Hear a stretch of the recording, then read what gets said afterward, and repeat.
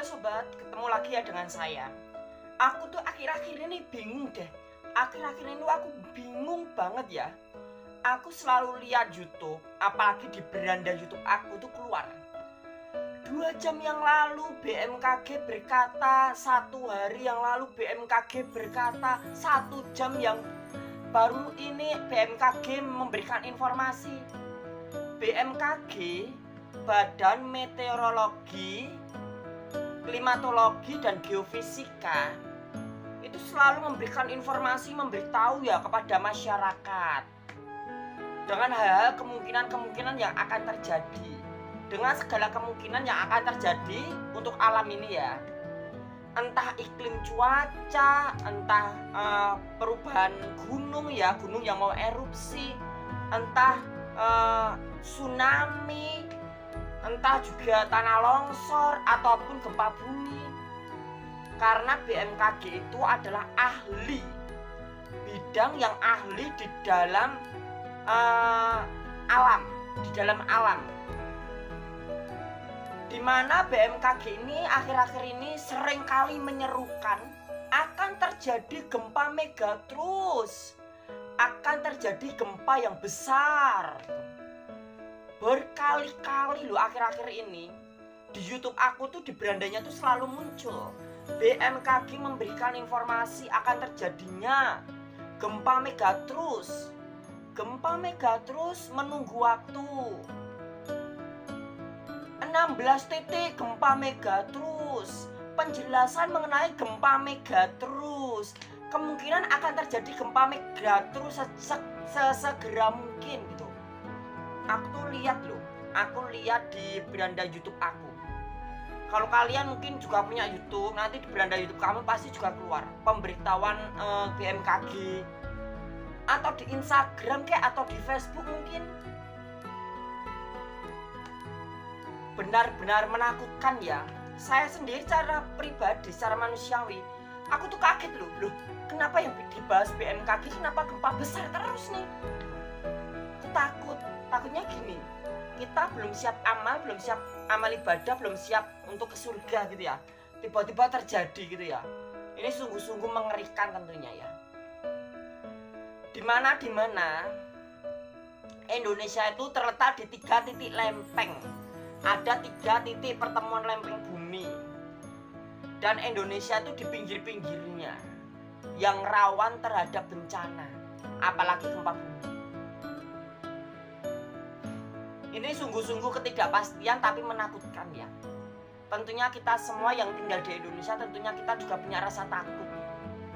Kalau itu tiba-tiba terjadi, kita juga perlu tahu ya, gempa bumi itu bencana alam yang tiba-tiba terjadi. Gempa bumi nggak pernah memberikan informasi, hei nanti 2 hari lagi aku tak buat gempa ya gitu. Nggak pernah. Gempa bumi itu bencana alam yang tiba-tiba terjadi, dan terjadi begitu saja loh. Gak ada yang tahu, tiba-tiba gempa bumi semuanya kocar-kacir, bingung. Ada orang-orang berkata, apa mungkin ini ada sangkut pautnya dengan ramalan Jayabaya? Apa mungkin ini ada sangkut pautnya dengan Nyi Roro Kidul gitu ya? Atau mungkin ini ada sangkut pautnya dengan Sabdo Palon Nagijanji gitu ya? Apa mungkin ini ada sangkut pautnya dengan Imam Al-Mahdi gitu, tanda akhir zaman? Apa mungkin ini ada sangkut pautnya dengan kedatangan Yesus kedua kalinya? Semua itu hanyalah dugaan saja. Semuanya nggak ada sangkut pautnya. Sabdo Palon, Nyi Roro Kidul, cerita-cerita Jawa itu hanyalah mitos. Itu hanya mitos. Dan kita sebagai orang beriman, aku sendiri sebagai orang beriman aja aku nggak percaya. Aku nggak percaya dengan segala mitos itu. Tapi aku menghormati cerita mitos-mitos yang beredar di Indonesia gitu ya. Tapi aku sendiri jujur secara keyakinan aku nggak percaya. Aku cuma menghormati itu cerita mereka, itu keyakinan mereka gitu ya. Kan ada orang yang yakin Nyi Roro Kidul terus pakai kembang, pakai dupa gitu ya. Yang jelas aku tahu semua yang dilakukan seperti itu adalah kuasa kegelapan. Itu semua permainan kuasa kegelapan, kuasa iblis.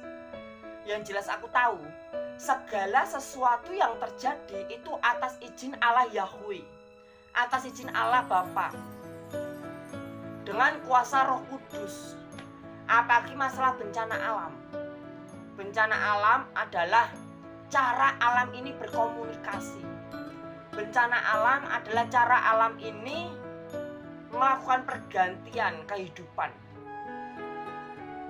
Bila mana di tengah-tengah ketidakpastian membuat kita takut, jangan sampai kita bimbang. Ada Tuhan, cari Tuhan, kita fokus pada Tuhan. Jangan malah jauh dari Tuhan. Ketika BMKG menakut-nakuti kita ya, kita kan warga sipil nggak tahu nih ya. Kita nggak usah takut, ada Tuhan. Ketika dunia ini tidak pasti, ketika banyak hal-hal yang tidak pasti ya, tapi kita perlu tahu, Tuhan itu memberikan kepastian. Tuhan itu pasti, Dia pasti. Dan aku tuh selalu berdoa. Intinya, aku selalu percaya kepada imanku, kepada keyakinanku. Sewaktu-waktu semua itu terjadi, kalau memang benar gempa megatrus itu melanda Indonesia, bila mana benar ya kota Solo dan sekitarnya hancur atau Indonesia hancur, setidaknya aku bahagia. Aku bahagia di dalam imanku. Aku bahagia di dalam keyakinanku.